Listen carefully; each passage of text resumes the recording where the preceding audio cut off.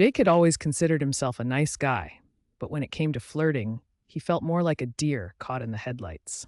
He'd watch his friends effortlessly strike up conversations with women, their laughter echoing even across the crowded coffee shop. For Jake, the thought of approaching a woman made his palms sweat and his heart race.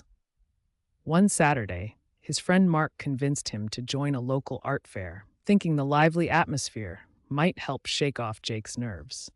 As they strolled past vibrant booths filled with paintings and handmade crafts, Jake couldn't help but notice a woman deeply engrossed in her work at a small pottery stand.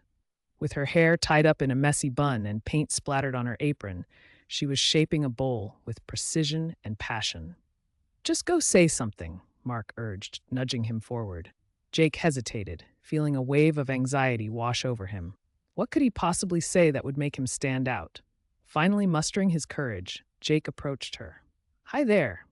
I just wanted to say it's really amazing how you mold that clay. It looks so effortless." Her eyes lit up, clearly taken aback by his compliment.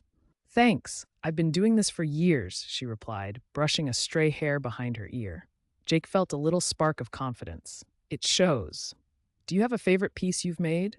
As they talked about her passion for pottery, Jake realized that all he needed was to show genuine interest.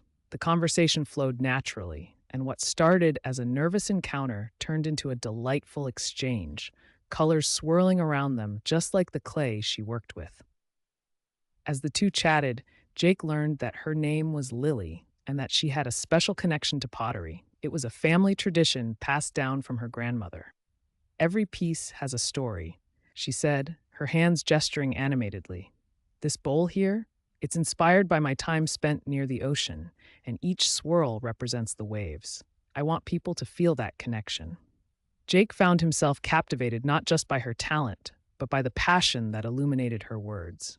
He became acutely aware of the small details around them, from the scent of fresh paint mingling in the air to the sun casting a warm glow on her face.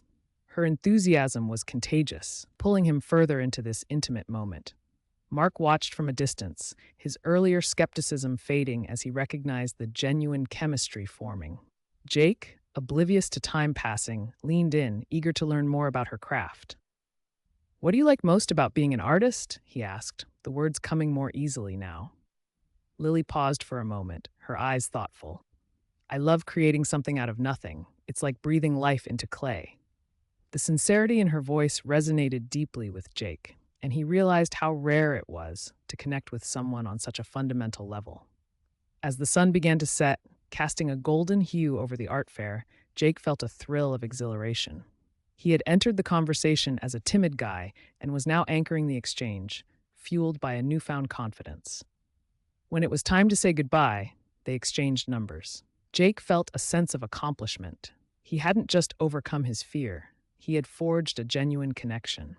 Summarizing his experience, he realized that flirting wasn't about rehearsing lines or trying to impress. It was about being open, sharing true interests, and listening actively. In that chaotic art fair, he found not only a potential romance, but a liberating lesson. Authenticity could be the most attractive feature of all.